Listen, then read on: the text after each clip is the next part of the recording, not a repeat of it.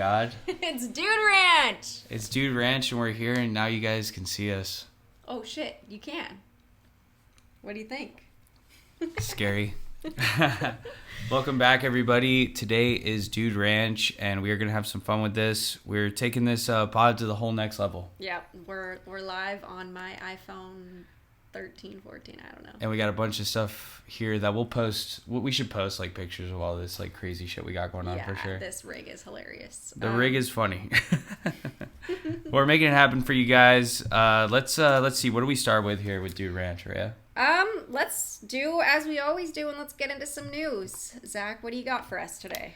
Jack Hoppus has graduated with a double major and honors. It's crazy, guys. I mean, little Jack Hoppus. He graduated college. That's fucking crazy. And so nice that I knew he would be just a smarty pants like his dad, but you know. So he had a double major in computer science and media arts and design with concentrations in human computer interaction and game design respectively. Respectively? I don't care.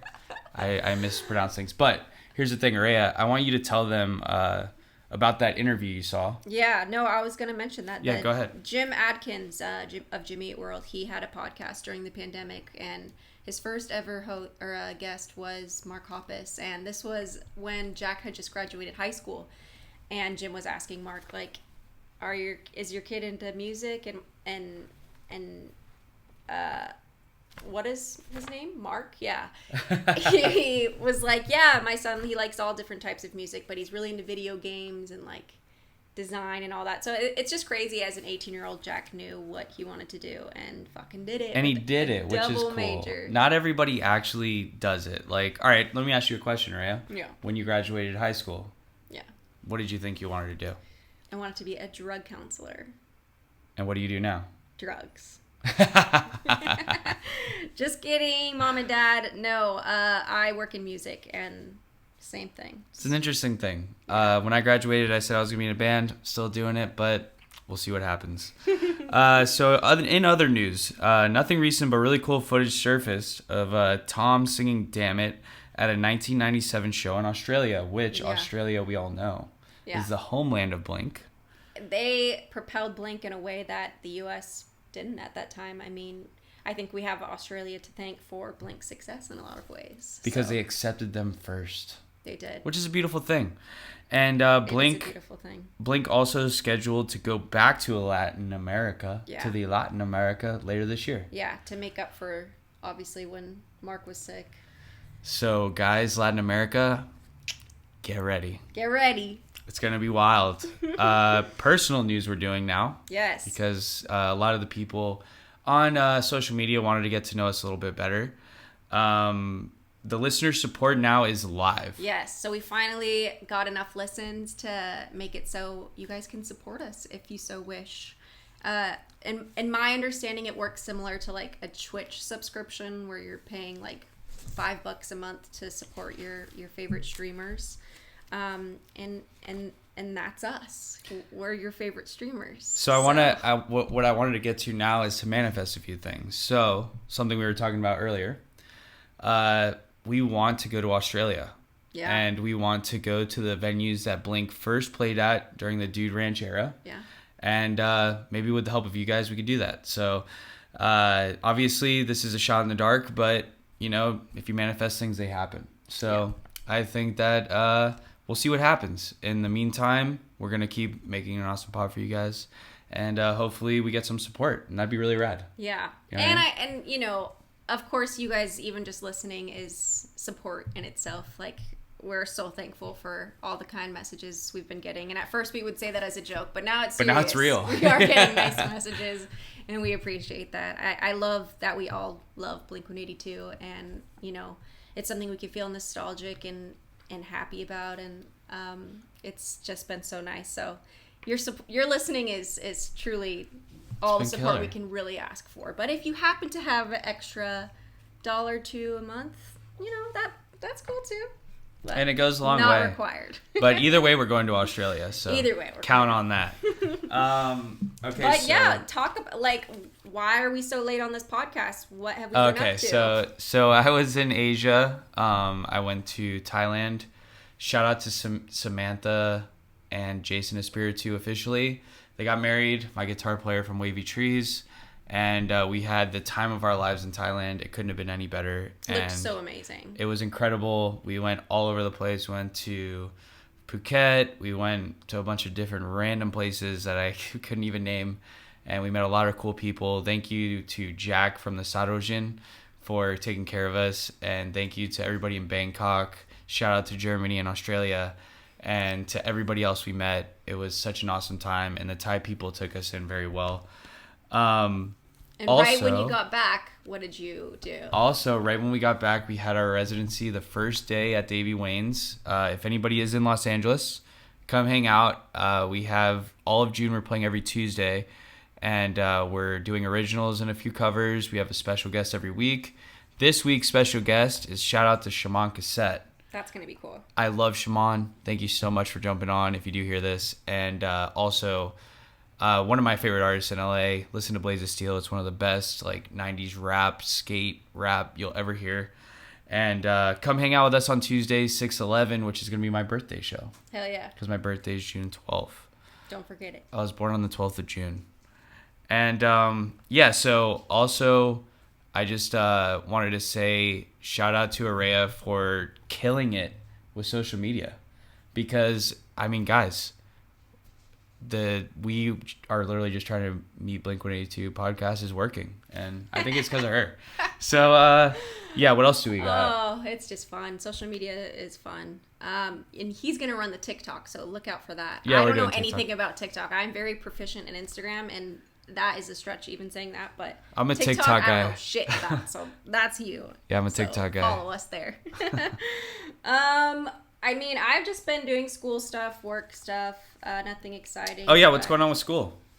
I'm in a music supervision class right now. I don't know if I've even talked about school, but I'm going to school to better help my career, which is music business in many different ways. I mostly deal with, auditing artist royalties and stuff like that, but I'm just getting a music business certificate just to kind of learn the whole business and see what I like the most. So we'll see. That's fucking cool. Mark, Tom, Travis, and or Scott, if you need a royalty audit, I'm your girl. Okay? Scott's probably gonna hit you up. Yeah, Scott, I got you. I'll give you a discount. Family and friends. But also, last thing in news. Yeah. This is really fucking cool. Yeah, I came across this just randomly one day. We are seeing Blink-182 on June 30th, but it's a special day. Why is it special, Araya? It's Blink-182 Day! It's the 182nd day of the year. Yeah, so. It's usually July 1st because it's a leap year this year, it's on June 30th. And that happens to be when we're seeing them at Petco Park. So, can't wait for that. Hopefully they do something special. I mean, I don't know. I didn't think they even know it. Yeah, You know they probably... We gotta tell them. This they is know, gonna help they them know. out. They do know. Yeah, I think Mark has acknowledged it in the past, but Blink-182. You know, my grandma was born on leap year day. Really, that's so terrible. She died when she was 10. Yeah, something like that, something weird like that. Yeah. Aww. Shout out to Patty. R.I.P. All right, so we have a correction corner, guys. Yes, we do. Unfortunately, we got a few things wrong last week, and we wanted to call ourselves out. Yes, the first one's my bad. This is from the Chronicles of Uranus. No. They came to conquer Uranus. There you go. I had listed the episode originally as 1995 and the Swindle EP. I don't think I specified the date on that one, but they were meant to release in 1995, but it was due to delays and whatnot. Ended up being 1996. So fucked up there, but I did update the date on the podcast, so that's good. And then something else I misspoke on was that... Was it Kim and Travis? Yes, I said that. Travis... Well, I also said, I might need to correct myself, but that Travis had dated Kim Kardashian before Kourtney Kardashian. I almost said Khloe. But, no, they never officially dated. He was seeing Paris Hilton at the time, and what he would say... Paris. What he said in his 2016 memoir... titled, Can I Say, Living Large, Cheating Death, and Drums, Drums, Drums. I do need to read that, by the way. Have not read that. I haven't read it either. Yeah. I need to get that. But Barker discusses eyeing Kim up while she was working as Paris Hilton's closet organizer. But yeah, he wrote that he would secretly check out Kim, and he said, quote, "I don't care if she's the closet girl. She's fucking hot." Well, he was right, because she had... Oh, hey, Joji. Hi, Joji. She ended up... I mean, we all know where the Kardashians are now, so yeah. Yeah. He wasn't wrong. And yeah, they would go on like casual dates in between his breakups with Shanna, but he never... Shayna? Oh, yeah, I think that was... Shanna or Shayna? I think it was Shayna. Shayna. Okay. You guys let us know. But they never officially hooked up or anything, so, you know, it's all good. Okay, there's no sister drama there. And then one thing I fucked up on as well is during my Scott podcast that I did solo, I forgot to mention that he's also in the band One Track Mind. God damn it. So... Okay, well, now that we're all clear on that, guys, let's get into the topic of this pod today, Dude Ranch. Dude Ranch! We're so excited. I'm super excited. I know Ray is too. We just had Sushi Stop, so our stomachs are full. We had some tequila, and it's time to get into the real deal. Yeah, guys, Dude Ranch is my favorite Blink-182 album. I fucking love it. Doing a deep dive of this was amazing because it was less about like re-listening to the songs, because I know them all very well by heart. It's more of like actually looking at the lyrics, which we'll get into it as we go through the track list, but like I am so blown away actually by Mark specifically, his songwriting. I know. We'll get into it though. Let's start by talking about the awards and just how it did overall. Yeah, so how did Dude Ranch do? Why don't you run that down for us, Raya? It went platinum everywhere other than the UK. I believe it went gold there, but it went 2 times platinum in Canada, platinum in Australia, and the US.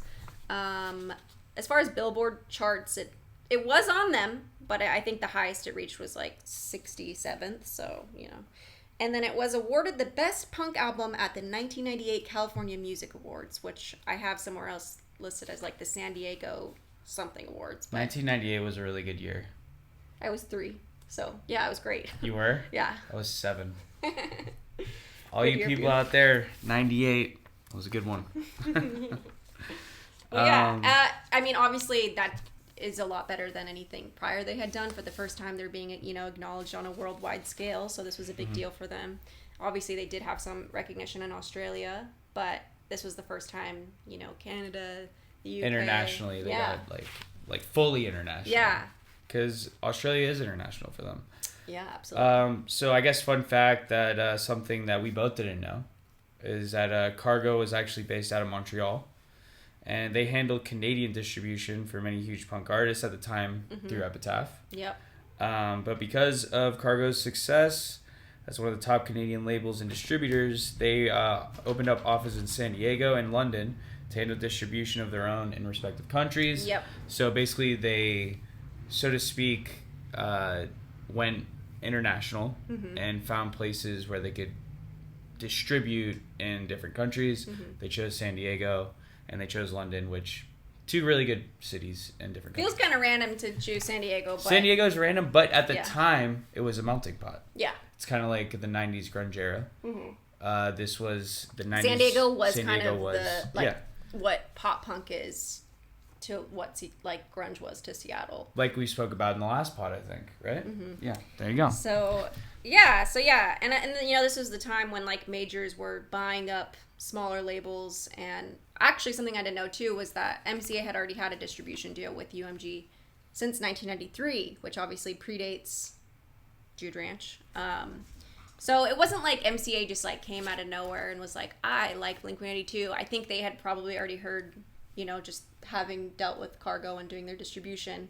But very early on, the MCA team had been pursuing them, and at first, Blink was just, you know, entertaining all the offers that they were getting at the time. But I think what really won them over was just, like, the sincerity of the MCA people. I know they hit it off with the dude, I fucking forget his name, but he, you know, indulged their sense of humor, and they really appreciated that. But as we know, them signing with MCA is what kind of pushed Scott away, because he was hoping for Epitaph. And proclaimed them sort of sellouts. But in his own right, yeah. In his own way, yeah. I sort of understand why he felt that way because of some of the research we did. So we're getting deep, guys. So I know we've been like sort of deep in the other pods, but I feel like in this one, like we're actually like we're getting super deep. So we're getting into the background of even the labels and stuff like that, and like deeper into what they were going through. So at the time, this is November of 1996. When they signed with MCA, at that time they were riding out a dead spell. MCA was. So basically, they were referred to in the music industry as MCA, which is Musicians Cemetery of America, which basically means a lot of their stuff was failures, and a lot of the things that they were doing weren't actually working. So that's something you have to think about in Scott's standpoint, because I can, as a musician, understand that like that's like something that's like a red flag. Yeah. You know what I mean? But at the same time, they just didn't have the right band. You know what I mean? So obviously Blink ended up being the right band, but nobody knew that was going to happen yet. Epitaph could have been a good label for them, but would they have gotten as big? Maybe not. You know what I mean? Yeah, and there's a few different interviews. I've just been doing research just for fun because it's actually interesting homework. I enjoyed this homework. But I think they both agree, Mark and Tom, that Epitaph wouldn't have been the right place for them. One, it was like, you know, a lot of the bands on Epitaph, while they were influences for Blink, like, they weren't singing about the same stuff Blink was singing about. Blink wasn't taken serious as, like, a punk band. Of course they were as a pop punk band, but, like, you know, it was just a little bit too goofy for a lot of what Epitaph was doing, and I don't think they would have gotten the attention they deserved. You know, they would have not been. I think Epitaph might have changed them.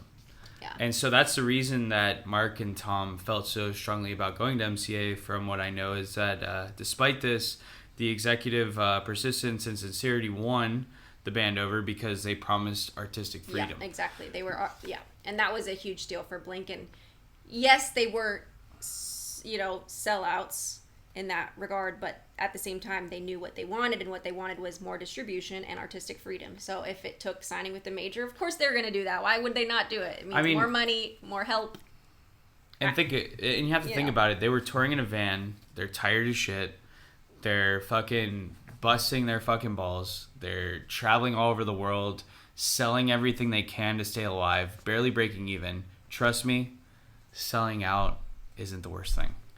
No, you gotta survive. You gotta survive, and you gotta make a living. So in Schumann's biography, which is... Yeah, Joe Schumann, I think his name is. It was like an unauthorized biography that was about Blink. And I know that's like one of the more in-depth interviews that Scott does give.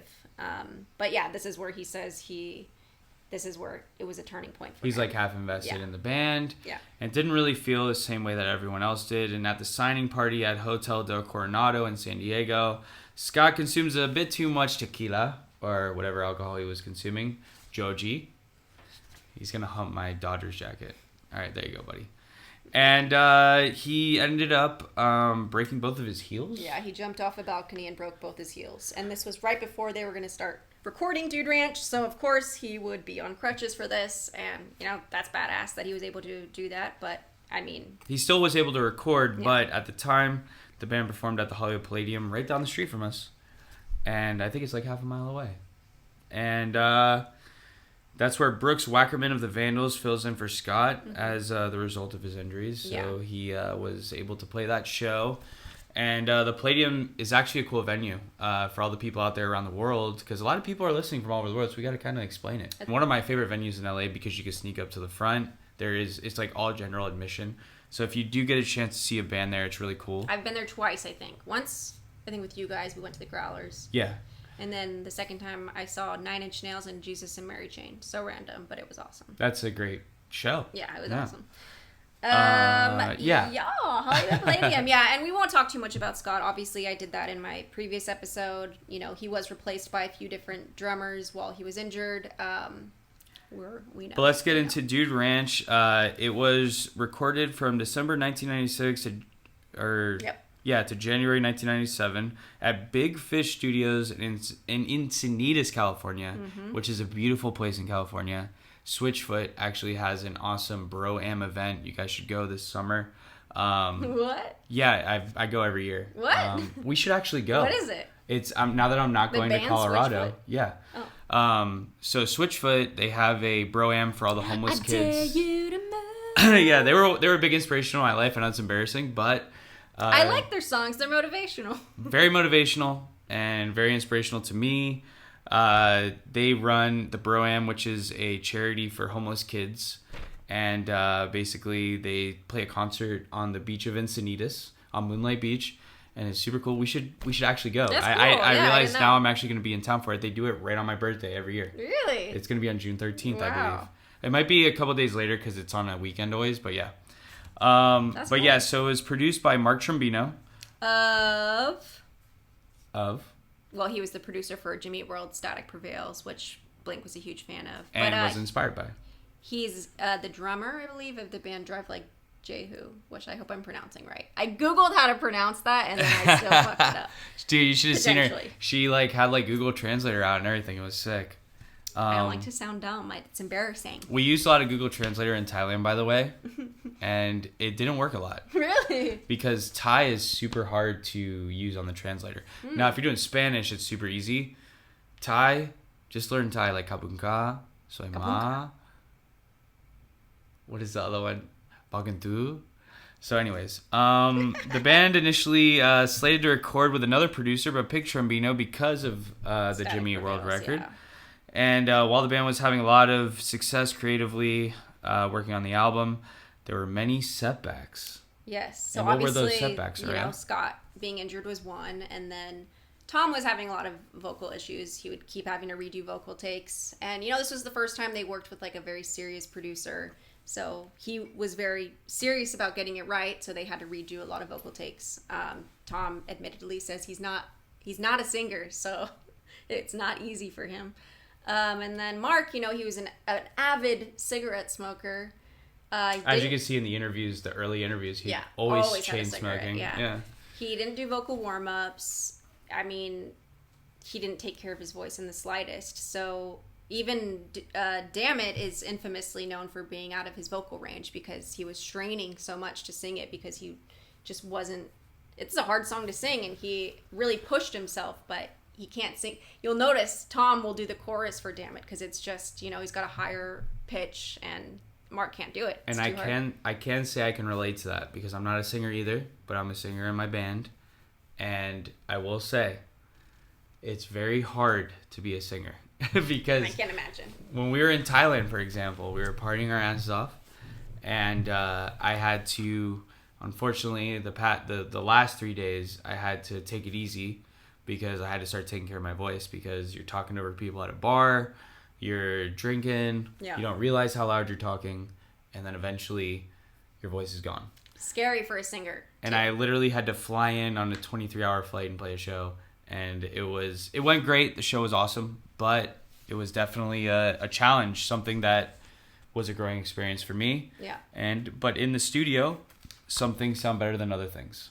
So. I just want to show you guys this. This is where I get a lot of my information. Not a lot, but, I'm glad that we can reference this now because this only goes until when it came out, the early 2000s. So I'm not going to be able to reference from this forever. But this is written by Ann Hoppus, Mark Hoppus' little sister, who, was a big part of Blink in the beginning. She would come a lot. She would do merch and, just come along for the ride a lot of the time.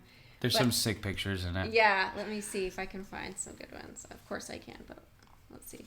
There is a direct quote of Tom saying he's not a singer, though, and I want to find that. Here's some pictures.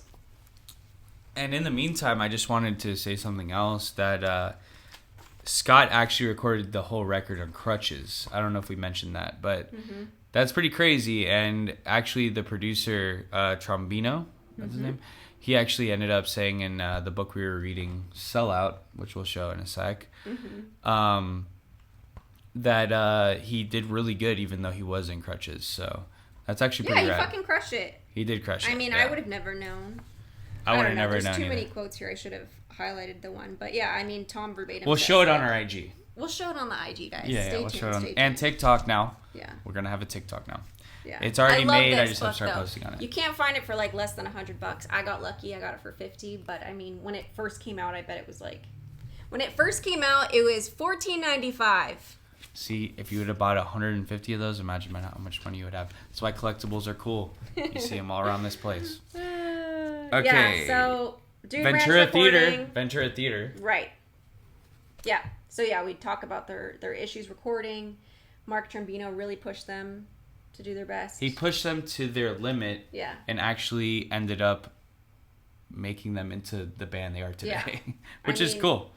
He crushed it. He crushed it. Production goes. Okay, yeah. So now we're in January 1997.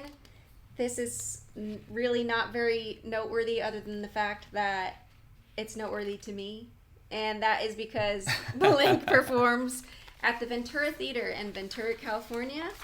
They open up for Unwritten Law, and none other than my mother saw them there, and she said Blink was terrible. Your mom's cool though. Yeah, she's a hater. She loved Unwritten Law, and Blink wasn't perfect back then. And I think my mom, it's funny because she is like a huge Descendants fan. You would think she would like kind of the goofiness of Blink, but maybe they were just a little too young for her taste. Even though Descendants they're aren't the as same goofy age. as them though. Like maybe lyrically they are, but not. I mean, not as much. I've seen Descendants live a couple times, and they just play the songs. Like they're not talking shit. They're not like in between, like doing. I mean, maybe back then I don't know. I saw them like at Beach Goth and one other time, but Blink was definitely way more outlandish. Yeah. Yeah. Well, but I've always, since a kid, been mad at my mom for saying that. But. What is Before You Were Punk? So this came out in March 1997, and this was a CD I had when I was a kid. So it was a Before You Were Punk music compilation of 90s pop punk artists doing 80s covers, if I'm not mistaken. I'm pretty sure they were all like 80s, like pop-ish covers. But Blink does Dancing with Myself. Generation X is Dancing with Myself. It's Tom singing. I loved that CD, and I almost bought it on eBay the other day. I have it somewhere, though. I refuse to buy it until I do a deep search at my parents' house. Because I have all my Blink CDs there somewhere, and Generation X is Billy Idol, right? Yeah. And Billy Idol got a star in the Walk of Fame recently. Did he? And I was there, and I ended up hanging with Billy Idol for like 3 hours. Zach has the most insane stories always. I was walking home from work real quick, and I work on Hollywood Boulevard, and I am seeing like all these tents being set up. I'm like, what's going on? And the guy I end up asking is Billy Idol. And he's like, I'm getting a star, man. And then I end up hanging out with him the whole freaking time he got a star. And if you look at some pictures, I'm in the pictures with Billy Idol getting a star. It's fucking crazy. Literally just earlier too, when we were just kind of going over our notes and talking about like Paris Hilton. Zach's like, yeah, tell your Paris Hilton story. Paris Hilton, I was with her in Las Vegas. We were at the Tao Beach party. Nikoko, I was with you. And I was like, hey, I'm going to go talk to Paris Hilton because she's hot. And I did. And she was actually really fucking cool. And she asked me to go get her a drink, as she should. And I went and got her, I forget what drink it was because I was pretty hammered. And then when I came back, I brought her the drink and she was super surprised I actually brought it to her. So then we ended up being like really cool and like hung out for like 30 minutes. And she was telling me about random shit that I don't remember. And I was hoping we'd get to make out, but we didn't. So yeah. Oh, it's so funny. I mean, I love Paris Hilton because I love The Simple Life, which apparently is getting some sort of reboot soon. And really? I will be watching No it. way. I don't know if it's a reboot, but I know Paris and Nicole are doing something soon. Someone sent it to me and I already forgot, but I love them simply because of The Simple Life. So, That's by sick. the way, I know I have holes in my shirts. It's intentional, guys. Don't think I'm just like in my pajamas or something. She's in her pajamas, guys. And she just woke up. I usually wear this shirt inside out.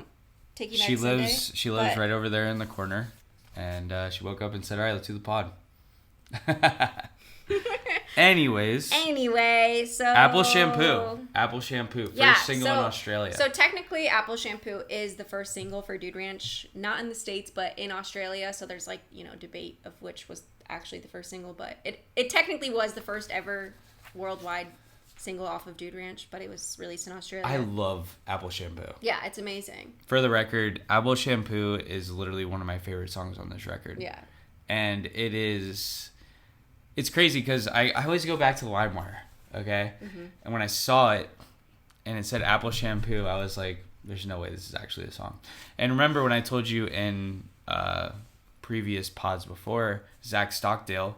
I have to give a shout out to Zack Stockdale. By Zack all means. Stockdale. I'm gonna text this episode to him.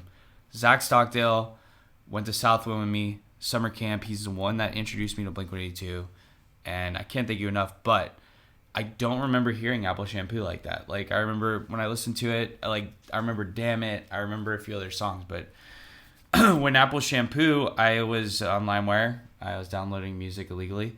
And I hope I don't go to jail now for that. You won't. Everybody did it. Okay, cool.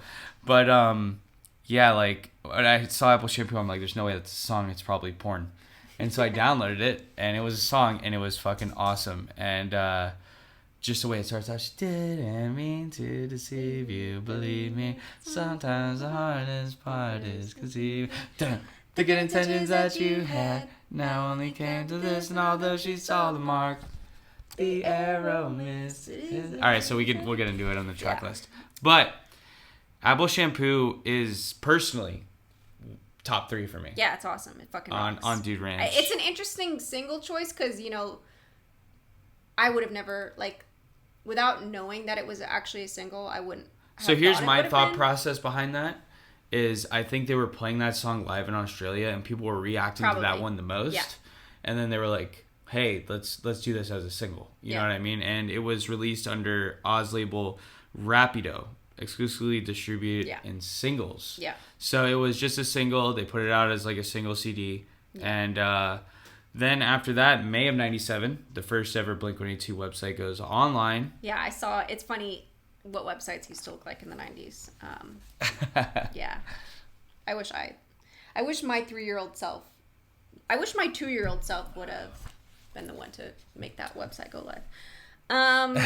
June 1997. So this is when Mark would write road reports, and it looked like a lot of the Warped Tour artists were kind of doing this, but they would just write a road, a journal entry basically from their show at the Warped Tour. The tour. I did post the first ever one he did. I think it was on June, early June. June 12th, my birthday. No, it was hey, also, if any of you guys want to send me a present, June 12th is my birthday. Send him coal, okay? He's been bad. No. I'm a bad boy. Yeah, so that's cool. You can still see all those online. They're actually really cool. Yeah. They're really cool. Yeah, he did that until end of July, so you can see a lot of his little journal entries from back then. And then after that, the band films the music video for Damn It. This is Damn It, Bloody Damn It. There's a lot of cool behind the scenes footage of that you can find online. I did post, and it's on our Instagram still, a funny video of Scott and Mark talking about the origin of the 182. Oh yeah, that was. Everybody loved that video. It's been the most popular video I've posted on the Instagram so far, but it's cute. I mean, it's probably the longest I've seen Scott talk ever, so it's cute. I don't know. He's so young. Mark looks young, but Scott is a baby. He's 6 years younger than Mark. So Dude Ranch is released mid-June, and it is co-distributed by MCA, which is interesting for me because I didn't realize that it was it was co-release between Cargo and MCA. I for some reason thought Cargo was done and MCA was taking over. They needed to get their bread. Yeah, so it was a joint distribution deal that happened, and yeah, it became Blink's first major label album. It's a big deal. And then they went on their second run for the Warped Tour. The Warped Tour, yeah, and Warped Tour really helped build Blink. The first Warped Tour they played, they were on the small stage. They were fucking so widely received in a positive way that they were able to play the big stage the next year, and people ate that shit up. I did actually read an interesting little excerpt from this about, I don't know if it was the first or the second Warped Tour they were on, but their van was unattended for a brief minute, and they had all of their money stolen. It was $6,000 back in the 90s. That's a lot of money. Yeah. So that was sad. But you guys should get this. It's a good little book. I like that book a lot. I'm actually going to read it when she's done. Yeah. The pictures are just cool, too. It's cool to see all those old pictures. I'm thankful for Araya because she buys everything, and then I secondhand it.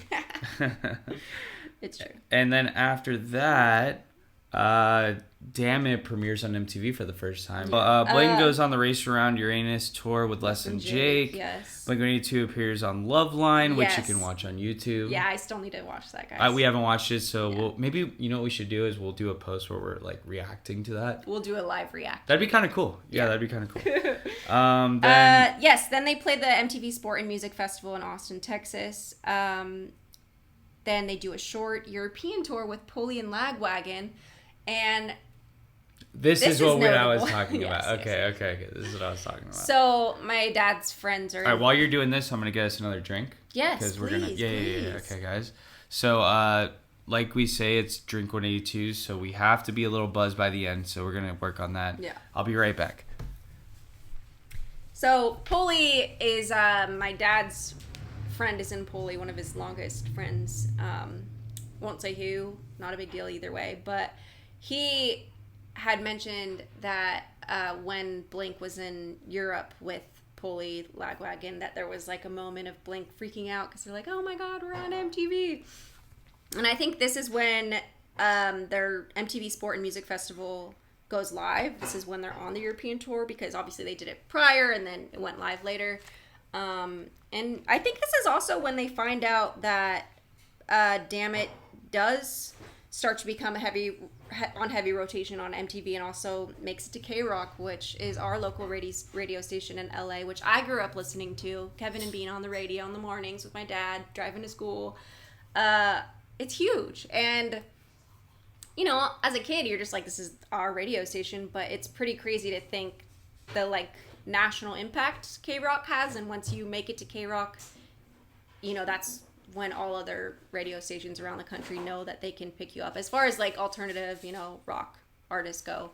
So it was a very big deal, because prior to that, Blink was only really getting airplay, you know, on local San Diego stations, Australia, obviously, and so this is the natural next big step. And for whatever reason, it wasn't clear to me, but Blink actually ends up leaving that tour early. Don't exactly know why, but they come back in November and they play a show with the Aquabats, which would be the second time they've ever played with the Aquabats, but the very first time they would play with Travis Barker. And little did they know that Mr. Travis would be replacing Scott just a year later. So, you know, pretty interesting. Kapunka. It's Kapunka. No, it's Kapunka. Kapunka. I know that from the movie Bridesmaids, okay? Has any of you seen the movie Bridesmaids? Listen, I just learned how to speak Thai. It's Kapunka. Soy ma. Okay, so, did we finish that story?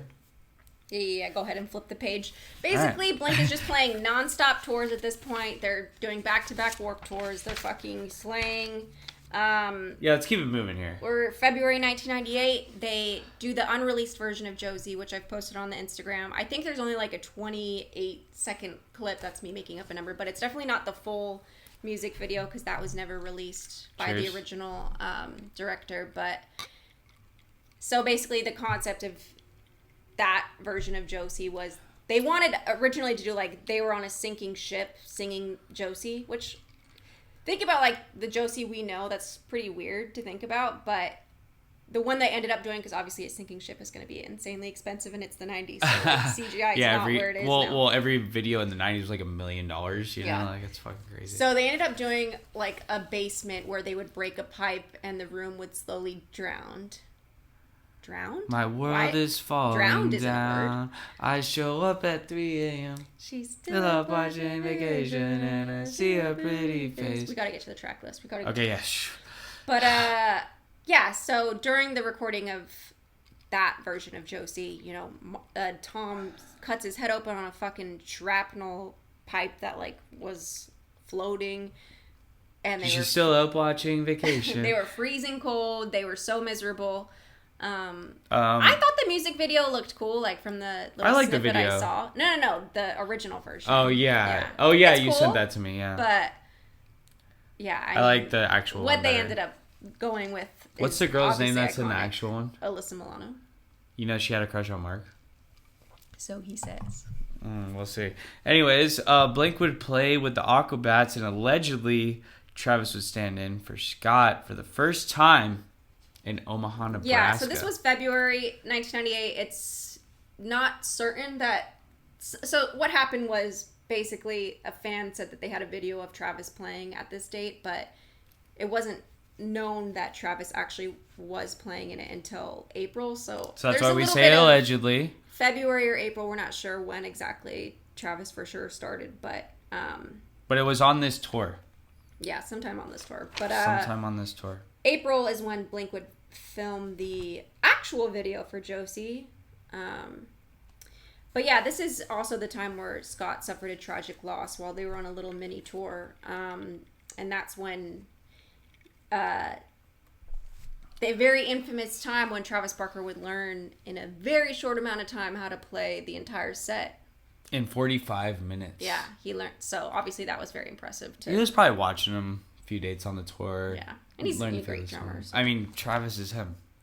So obviously Scott had to go handle that, so Travis would fill in. And he'd play with both Blink and the Aquabats. Yeah, so he was doing both shows. Is that interview where they're on the tour bus? That's that tour, right? Which one? Where Mark is chain smoking on the tour bus. I think it's on that tour. We'll post it on the IG. I've been watching way too much video. I need to slow down because my brain is too many full. Of them. Yeah. Yeah, she's full of, But by May... Hey, the Chili Peppers, though. Come on. This is an OGS poster. Come on, guys. By May, Scott would return. Tensions. So, they've been fighting a lot up until this point. We haven't really mentioned because, they're kind of private in that way, but they were having issues. And this is kind of just when things were really coming to a boil. With Scott, yeah. Yeah. So Scott returns to the band, and the tensions only continued to rise and increase, and he was drinking a lot.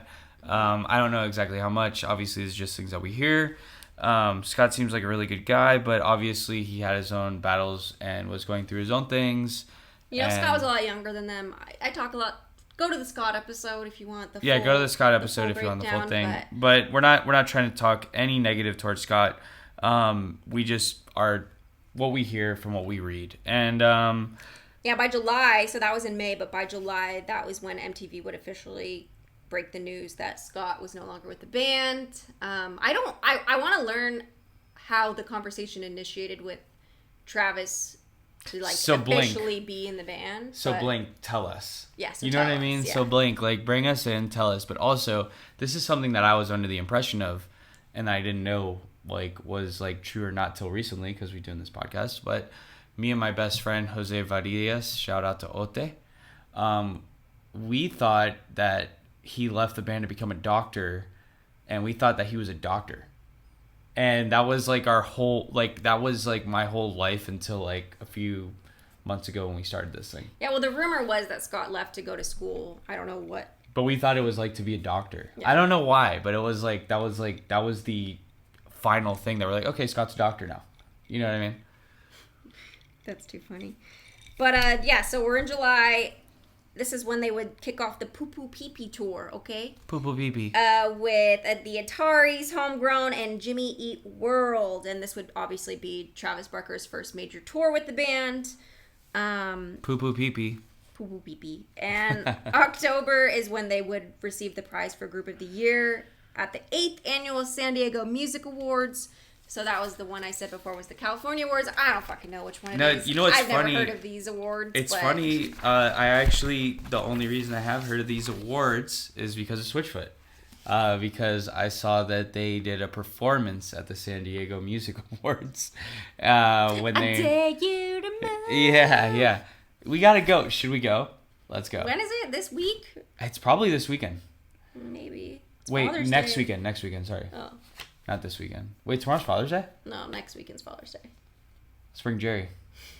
He would go. You know he would go. My dad right now is at, what's that festival? No Values. No Values, that really cool punk festival. He's hammered right now, just with his camera. He's a Buddhist now, okay? Nah, he's not hammered. I'm just kidding. But Jerry is a very fucking big music fan. He gave birth to this one, so you know that. He gave birth to me, okay? Yeah. Well, he conceived you. Someone gave birth to her. Someone. And yeah, now you know why she is the way she is. She's a big music fan. So now let's get into the track list. Yes, but before we do, this is the end of an era because Blink would, at, rising levels of success, touring nonstop, they would finally actually drop Cargo and make the full switch to MCA. So that's where we're going to leave it as far as history goes. We got into a lot of history, and I'm sorry, guys, but we just had to. Of course. It wasn't that much. But it's going to get deeper because, listen, we're getting into the heart of Blink. This is like, now we're getting into the actual, like, the real history of, like, the beginning of this shit. Dude Ranch is, like, an iconic fucking record. So we have to get deep into it. We can't just, like, be like, oh, yeah, so here's the track list. Like, we got to let you guys know. And give it up to Araya for doing a lot of research. We wouldn't have all these notes if it wasn't for her. But also, this is definitely very important. All of this stuff is a huge part of Blink history. But let's get into this awesome track list. The best. And I would love to have like a... But if we don't have our little musical intro into it, here it is. So we start off with Pathetic. And I know how pathetic. I knew when she said it. What's cool about Pathetic is both Mark and Tom are singing on it. And they're, off the top of my head, I can't think of many Blink songs where they are kind of like exchanging main vocals like that. So it's definitely epic and iconic in that way. Growing up, it was one of my favorites. Oh, definitely. Kind of a cliche, Pathetic. But it's just so good. No, Pathetic is so good. And it just sets the tone for Dude Ranch. I mean, it's fast, it's fun, and the whole record's kind of about being a pathetic teenager, not being able to find love or maintain love, and... Story of my life. So, yeah, and turns out it sounds like it's, an argument with the chick, but it's actually apparently based off an argument Tom had with his mom, about dropping out and not wanting to go to college and don't pull me down, this is where I think I'm different, but I'm the same and I'm wrong. But I always thought it said, I'm the same as my mom. Did you? I really did, yeah. I really thought that was the lyric when I was growing up. A loser. Voyeur. So this one is about Tom being a peeping Tom. Growing up, I sang the song, as a kid, you don't fucking know what you're saying. And looking at the lyrics as an adult, I'm like, oh, so he's literally a stalker and talking about looking through a woman's window. I've been here 2 days and I'll sure be here tomorrow. This is crazy, dude. And I wish you'd be more kind now. I'm out of luck cause the shades are pulled down. I've seen everything there is to be shown.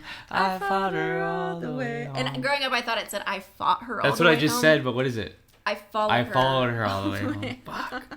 I've been this one time. It's a funny song though. I love Tom. It's definitely a recurring thing for him on this record to be silly and juvenile. Hey, so. Right after supper, her brother showers twice a week. He kicks my ass so much. I don't know. Finish that lyric. Okay, so after that is Damn It, Bloody Damn It. Damn It. So obviously, it's a big fucking hit for them. As we know, he sang this out of his vocal range, so that's really cool. And it's a sad song about breaking up with someone and seeing them around town with someone else. The music video is hilarious. This is when Rick DeVoe is featured as the popcorn guy. Yeah. And in the end, he gets the chick. By the way, Rick, come on the pod, man. We're gonna get Rick. Yeah, for sure. I'm telling you guys, as this thing grows, we're gonna get some of these guys. We're gonna get guests. Our plan is to get guests once we go through the discography because I just want to give it to you straight. And then in the end, what we want to do is get bands that were inspired by Blink and just people that their life has been inspired by Blink. It's gonna happen. So. And I'm really excited about it. It's going to be fun. We're all going to have so much fun. This is just the beginning. Okay, Boring. Boring. No trust. All I got is eyes. Boring. All right. They don't play this song. I think I read that they have only ever played it once, maybe a handful of times, but yeah. We should... All right, so shout out. Listen, Blank, play Boring in San Diego. That'd be cool. Play Boring in San Diego. Play Boring in San Diego. Dick Lips. Everybody loves Dick Lips. What's Tell funny, the story you told me earlier. Yeah. Tell. So the name came from Tom had written the song and Mark had just been calling everybody Dick Lips that day.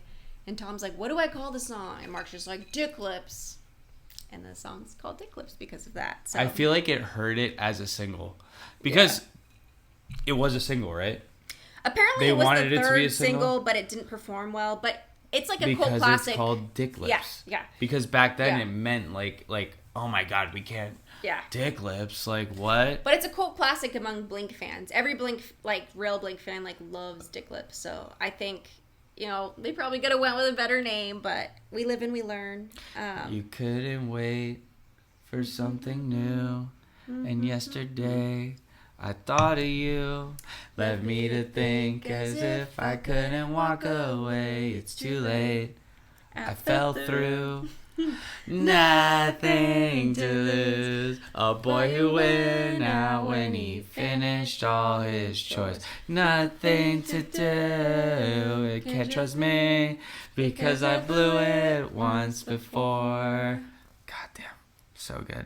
Hey, and I've blown it so many times. Another song of Tom writing about kind of juvenile topics, but again, young guy. It's fair. It's fine. Waggy, waggy, waggy. Waggy. So this is one that was on the Uranus EP, the classic. Apparently Tom made up this song title. I have to pee. While pee poopy tour. While burping. So that's pretty funny. He made up all burping? Yeah. No way. Yeah, he was just like burping and he said the word waggy, and that is how that song came to be. So something I realized, guys, is while going through the lyrics of this record, Mark is an amazing lyricist. And as a kid, you're obviously going to resonate more with like juvenile, fun lyrics. And like I said, growing up, I really loved Tom. And I still very much love Tom. But as an adult, looking back and reading these lyrics, like, it makes sense why Mark wanted to pursue English when he was going to go to college or finish college or whatever. He's a very, very gifted songwriter. It's really profound stuff, guys, okay?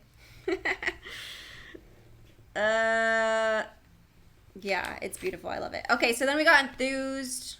This is a very... Hey, Mark.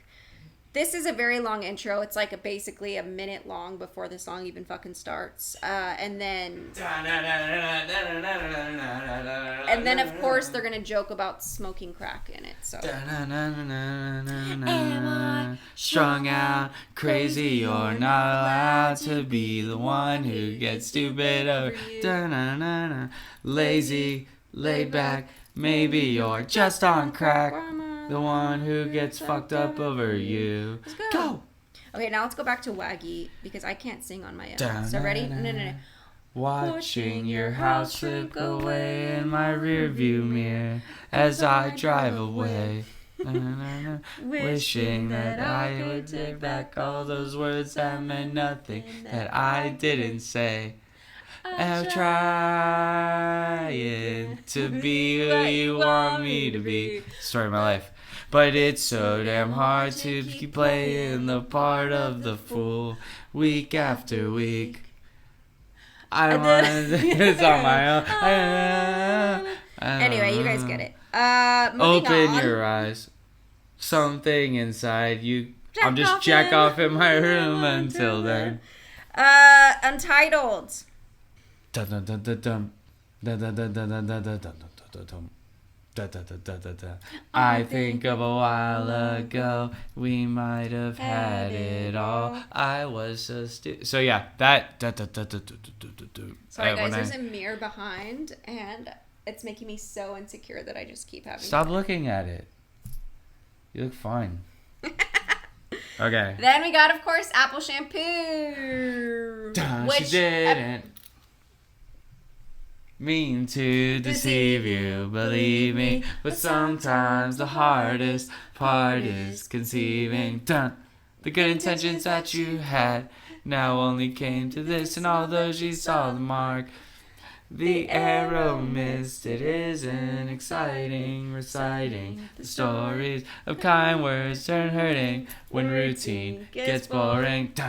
Both getting tired of punk rock clubs, but both playing in punk rock bands. To start with something good, but some good things must end. Okay. So apparently this is about Elise Rogers of fucking Dancehall Crashers, which is a ska band out of Berkeley. I don't know too much about, but a lot of Blink fans do, so I feel ashamed to say that. I shouldn't even have said it. But yeah, so it's, you know, about a failed relationship. And apparently he wrote it because she smelled like apple shampoo. So I love apple shampoo. yeah, it's fabulous, right? Hey, why don't you wear apple shampoo? I've actually never heard of such a thing. But We're gonna find some on Amazon. Hey, who is our friend or your friend that has the tattoo? oh, yeah. Or someone you know, Yeah, right? yeah. Chaz from Choir Boy. He has an apple. He has an shampoo apple shampoo tattoo. tattoo. Yeah. That's fucking rad. Yeah. And we actually It's saw awesome. him live recently at Footsie's.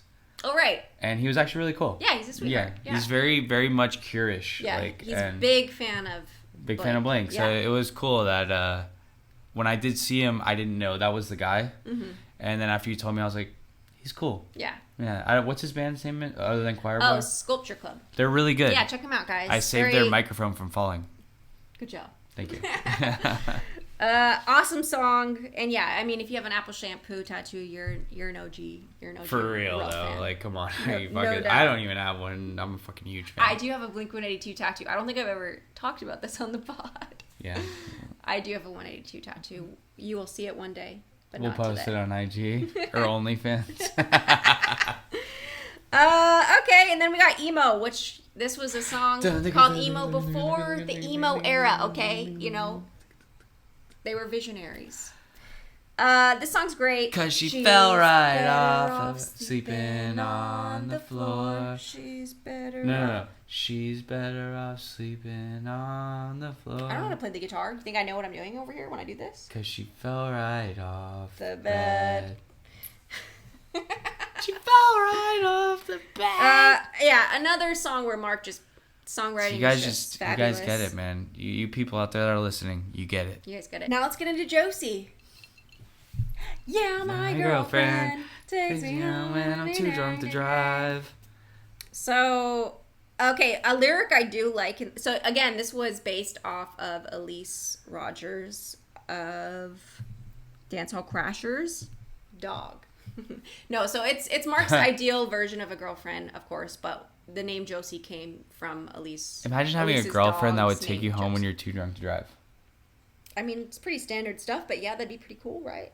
Is that standard to you? I don't know. Josie is the perfect girlfriend, and Josie, we're all looking for you. A lyric I like in this and that I didn't know until now is my girlfriend likes UL and DHC, which Okay. UL is Unwritten Law and DHC is Dancehall Crashers. Rad. So that's fun, and that's one lyric I did not understand as a kid. I didn't so, either, yeah. and this is something I will admit, because I admit when I'm wrong. I never knew that. Yeah, So, it's pretty cool. Pretty cool. rad. Then we got, I mean, there's not much to say about Josie. It's a fucking perfect song, guys. I mean, That's I don't know a what hard else thing. to It's say. like, damn it. It's Yeah. like, there's Yeah. perfect songs. Josie It's to like, me is like top We all tier. know. We all I know. just We have all nothing know. else to say. Perfect song. A New Hope. Sombrero. Yeah, we do. We're going. We're going. Yeah.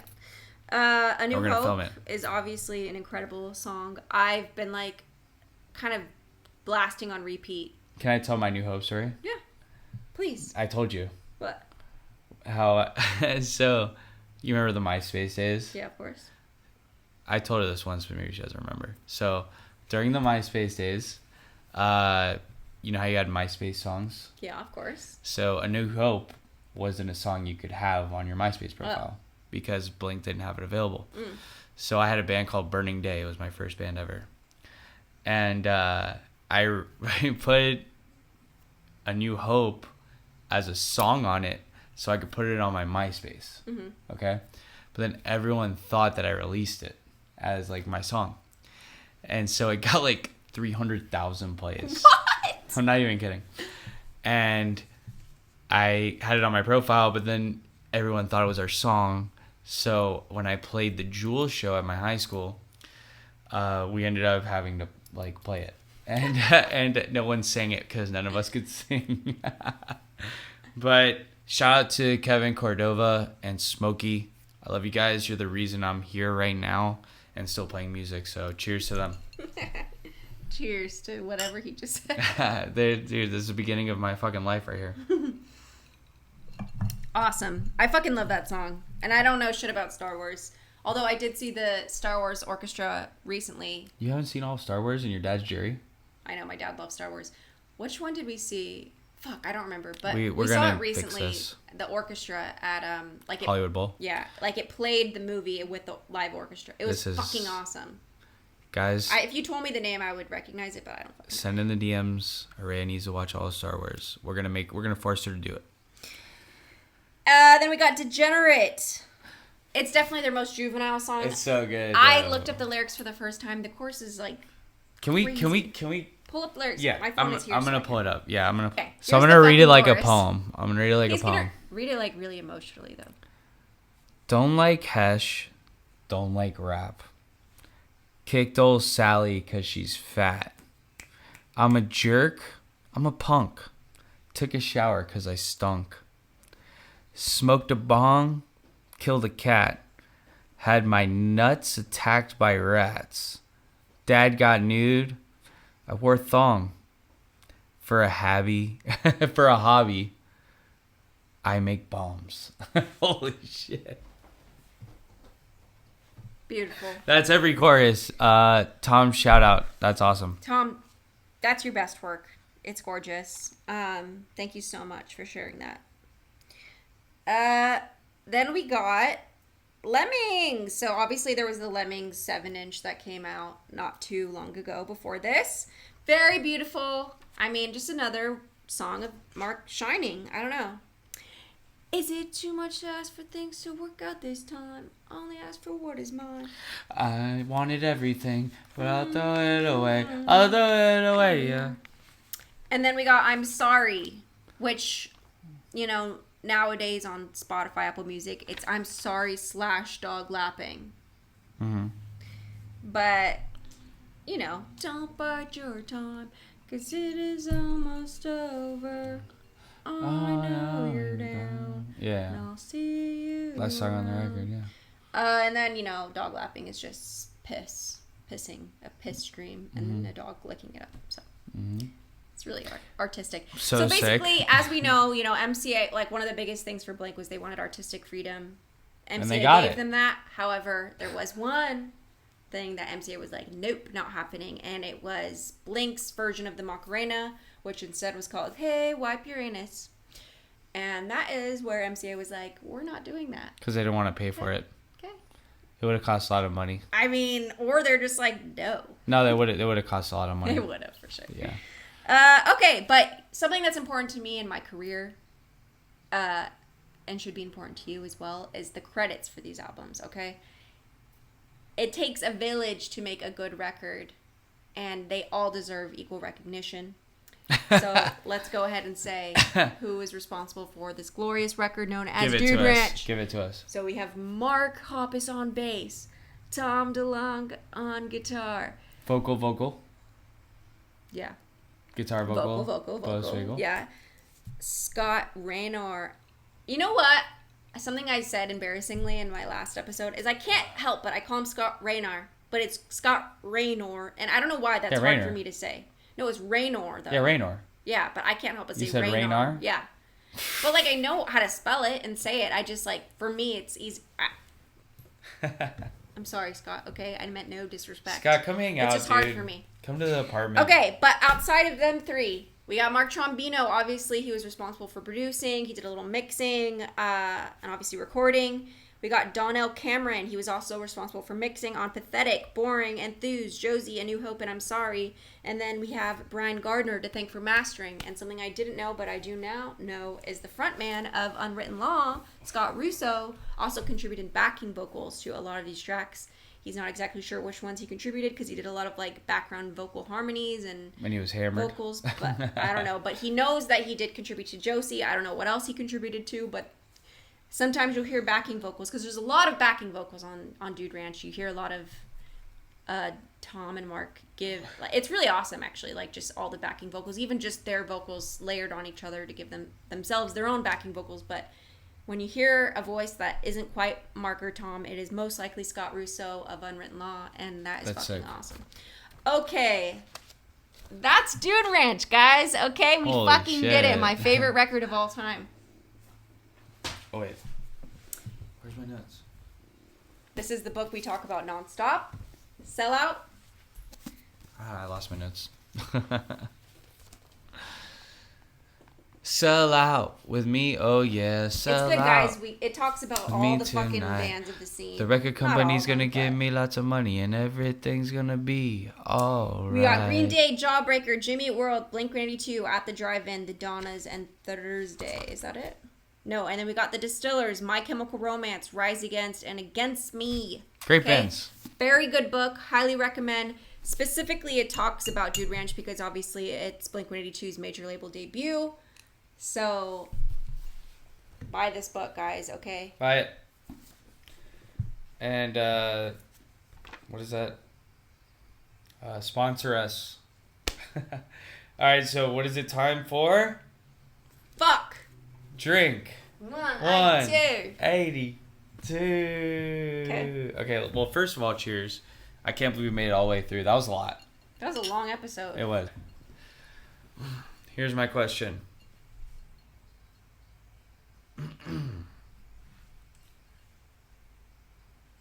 As a Dude Ranch, we're in Dude Ranch era, so we have to do Dude Ranch questions. When Dude Ranch came out, right? Who was Blink-182 touring with on the first tour? Less Than Jake? Yeah, good job. Here, let's both drink though. Cheers. Don't know how that rule works. Okay. Fuck. I had a really good question earlier, but I already forgot what it was going to be. Do you remember Mark Trombino's band that he's in? No. Drive Like Jehu. Alright, cheers. Don't know if I'm saying that right, but...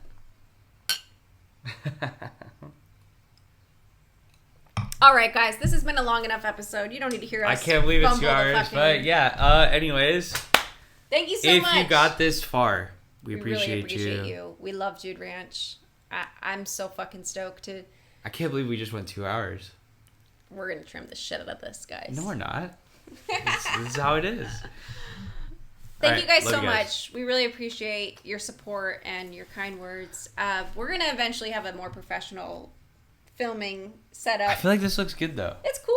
It's perfect for now. We're not trying to impress anybody. We're just doing our thing. We're being ourselves, and we're having fun doing it. And so, 2 hours later, here we we'll are. see you later. Cheers, guys. We love you.